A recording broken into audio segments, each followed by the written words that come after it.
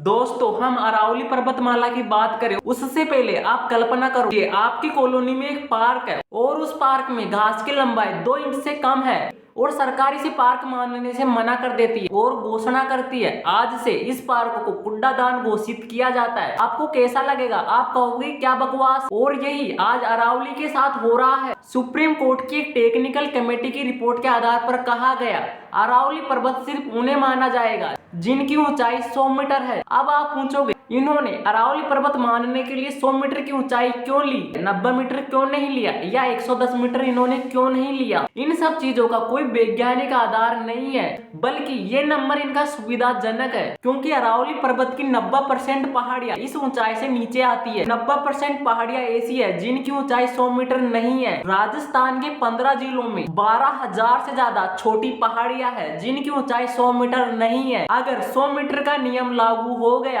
तो 8 से 9% पहाड़ियां ही सुरक्षित बचेगी। बाकी बची हुई 11,000 पहाड़ियां रातों रात एक आम जमीन बन जाएगी जिसे हम कभी पहाड़ नहीं कह पाएंगे, जिसे कभी पहाड़ नहीं माना जाएगा। और जैसे ये नियम लागू होता है वो पहाड़ी आम जमीन बनती है, ये पहाड़ियां आम जमीन बन जाएगी और वहां से फॉरेस्ट कंजर्वेशन का अधिकार हट जाएगा और फिर शुरू होगा बुलडोजर और डायनामाइट का तांडव। ये विकास नहीं है, ये प्रकृति का एक कानूनी मर्डर है। ये नक्शा देखिए, इसके बाईं तरफ थार का रेगिस्तान है और इसके दाईं तरफ है दिल्ली एनसीआर और उत्तर प्रदेश का उपजाऊ इलाका और इसके बीच में एक पतली सी लकीर है, ये है अरावली। ये सिर्फ एक पहाड़ नहीं है, ये एक सैंड बैरियर यानी रेत की दीवार है। रेगिस्तान कोई स्थिर चीज नहीं है, ये कैंसर की तरह फैलता है। हर साल थार के रेगिस्तान से तेज हवाएं लाखों टन रेत लेकर चली आती है। अगर अरावली के जंगल और पहाड़ नहीं होंगे तो ये रेत सीधे गुड़गांव की ऊंची इमारतों से टकराएगी।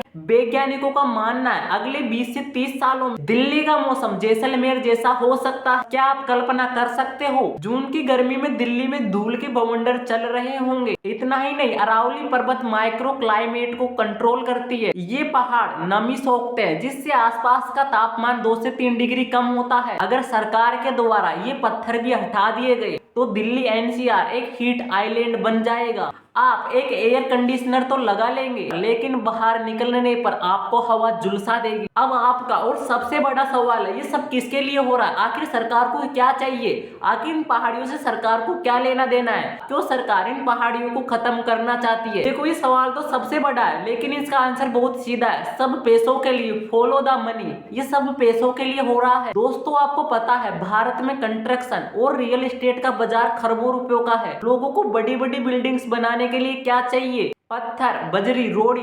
इन्हीं सब चीजों से बड़ी बड़ी बिल्डिंग खड़ी हो जाती है और अरावली इन सब चीजों के लिए सबसे बड़ा और सबसे सस्ता स्रोत है। अक्सर कहा जाता है कि माइनिंग लीगल है, लेकिन लीगल माइनिंग की आड़ में जो इलीगल काम हो रहा है उसका कोई भी हिसाब नहीं है। केग यानी सीएजी की रिपोर्ट और ड्रोन सर्वे बताते हैं जितनी अनुमति मिलती है उससे 5 गुना ज्यादा पहाड़ खोद दिए जाते हैं। राजस्थान में 31 पहाड़ियां नक्शे से गायब हो चुकी है। सोचिए, एक पूरा पहाड़ी चोरी हो गया है और ये काम माफिया अकेले नहीं करते हैं। इलेक्ट्रोल बॉन्ड के डेटा से हमें पता चलता है माइनिंग से जुड़ी कंपनियों ने राजनीतिक पार्टी को करोड़ों रुपयों का चंदा दिया है। जब आप इन राजनीतिक पार्टियों को करोड़ों रुपयों का चंदा देते हो तो आप इनसे बदले में रिटर्न मांगते हो और आपको रिटर्न में मिलता है ये पॉलिसी चेंज कर देते हैं और इस 100 मीटर की नई परिभाषा उसी रिटर्न का एक हिस्सा है। देखो, ये लोकतंत्र नहीं है जहां प्रकृति की नीलामी चंद रुपयों में कर दी जाती है। इंसानों की बात छोड़िए, उन जानवरों के बारे में सोचिए जिनका ये इकलौता घर है। अरावली एक वाइल्ड लाइफ कॉरिडोर है, सरिस्का टाइगर रिजर्व और दिल्ली की असोला भट्टी के बीच जानवर इन्हीं पहाड़ों के रास्ते माइग्रेट करते हैं और जब हम इन पहाड़ों को बीच में से काट देंगे तो हम जानवरों के रास्ते को पूरी तरह ब्लॉक कर देंगे और जब एक तेंदुए को उसका दूसरा साथी नहीं मिलेगा और तो वो जानवर उसी छोटे इलाके में अपने परिवार के सदस्यों के साथ ब्रीडिंग करेगा और विज्ञान की भाषा में इसे इनब्रीडिंग कहते हैं। और इन सब चीजों का नतीजा निकलेगा आने वाली नस्लें कमजोर पैदा होगी, उनकी इम्यूनिटी खत्म हो जाएगी और एक छोटी सी बीमारी पूरे जंगल को पूरी तरह साफ कर देगी। सरकार बाघ बचाने के लिए करोड़ों रुपए खर्च करती है, उनके चलने के रास्ते और उनके घर को माफियाओं को बेच देती है। अरावली क्या इनके बाप की जागीरी है? सरकार सरकार करोड़ों पक्षी और जानवरों का हक कैसे छीन सकती है? दिल्ली और गुड़गांव में रहने वाले लोगों को मैं बताना चाहता हूँ,